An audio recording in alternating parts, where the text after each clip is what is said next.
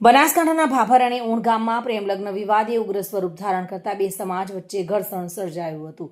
ઘટનાના બીજા દિવસે પણ ઊણ ગામમાં અજંપાભરી શાંતિ છે અને પોલીસનો ચુસ્ત બંદોબસ્ત યથાવત રાખવામાં આવ્યો છે. વાવથરાદ ભાભરના રૂણી ગામમાં ચૌધરી સમાજની યુવતીના પ્રેમલગ્ન બાદ મહાસંમેલન યોજાયું હતું. ત્યારબાદ મોટી સંખ્યામાં લોકો ઊણ ગામ પહોંચતા પરિસ્થિતિ તણાવપૂર્ણ બની ગઈ હતી. ઉશ્કેરાયેલા ટોળાએ પથ્થરમારો કરીને ગાડીઓમાં તોડફોડ કરી અને હાઈવે બ્લોક કર્યો હતો. જોકે ઘટનાને પગલે ગામમાં ભયનો માહોલ ફેલાયો હતો. હાલ ગામમાં 200થી વધુ પોલીસ જવાનોનો બંદોબસ્ત ગોઠવવામાં આવ્યો છે અને સતત પેટ્રોલિંગ ચાલી રહ્યું છે.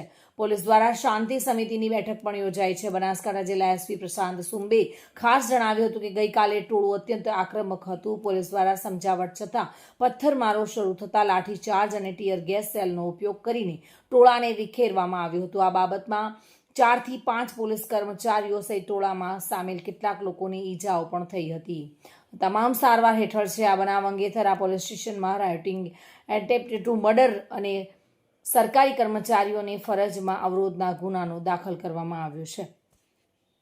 પોલીસે 16 નામજોગ આરોપી સહિત આશરે 1000 લોકોના ટોળા સામે ગુનો નોંધ્યો છે. અત્યાર સુધી 4 આરોપીની અટકાયત કરવામાં આવી છે અને બાકીના આરોપીઓને ઝડપવા માટે એલસીબી અને ડિવિઝનની ટીમો સહિત કુલ 4 ટીમો કામગીરી કરી રહી છે. પોલીસે આ અપીલ કરી છે કે કોઈ પણ અફવાઓ પર વિશ્વાસ ન રાખવો અને કાયદો હાથમાં ન લેવો. હાલ પરિસ્થિતિ સંપૂર્ણ કાબૂમાં હોવાનું પોલીસ દ્વારા જણાવવામાં આવ્યું છે.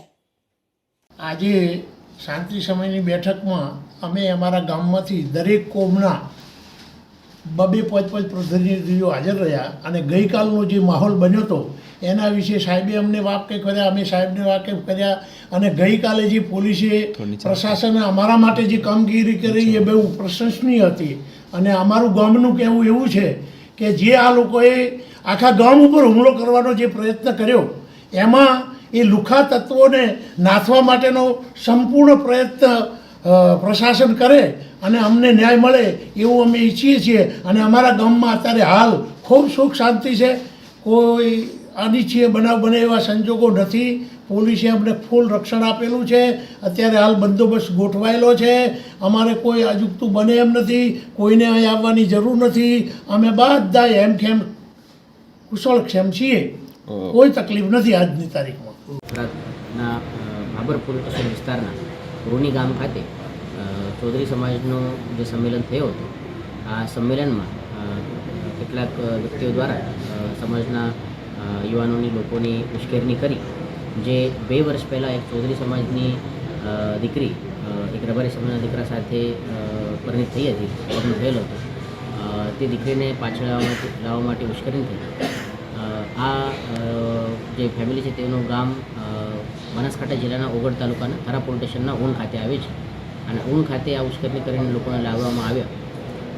આજે 1000થી પણ વધુ લોકોના જે ટોળા હતા તે ટોળા બહુ એગ્રેસિવ હતા. માહિતી મળ્યા પછી તાત્કાલિક પોલીસ તે જગ્યા ઉપર પહોંચી 2 થી 3 કલાક તેઓની સમજાવટ પણ કરવામાં આવી અને તેમ છતાં તેઓ દ્વારા ત્યાંથી વિખરાવા નથી આવ્યા. વોર્નિંગ આપ્યા પછી પણ પોલીસ ઉપર અને લોકો ઉપર પથ્થરમારા કરવામાં આવ્યા. લોખંડના પાઇપ, લાકડીથી, ધોકાથી મારવામાં આવ્યો. તો પોલીસ દ્વારા જે હળવો બળ પ્રયોગ છે તે કરવામાં આવ્યો, લાઠીચાર્જ કરવામાં આવ્યો અને ટીયર ગેસ સેલ છોડીને આ ટોળાને વિખેરવામાં આવેલ હતું.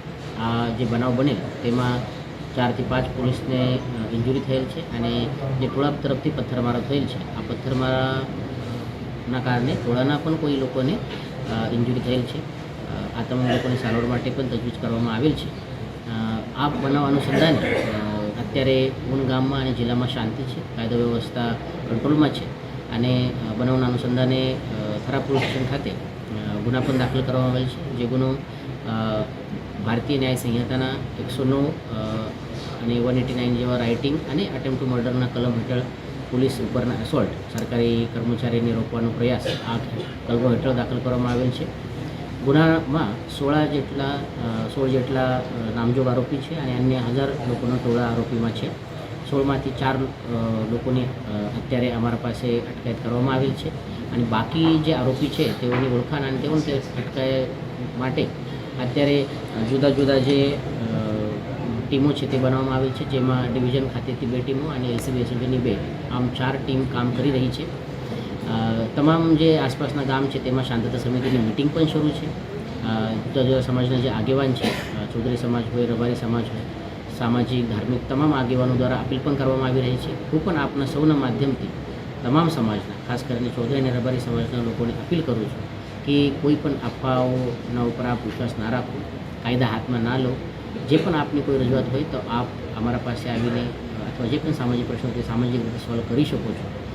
કાયદા હાથમાં ન લેવા મારા તરફથી આપની વિનંતી અને સૂચન છે. અને અત્યારે જિલ્લાની પરિસ્થિતિ, કાયદાની વ્યવસ્થાની પરિસ્થિતિ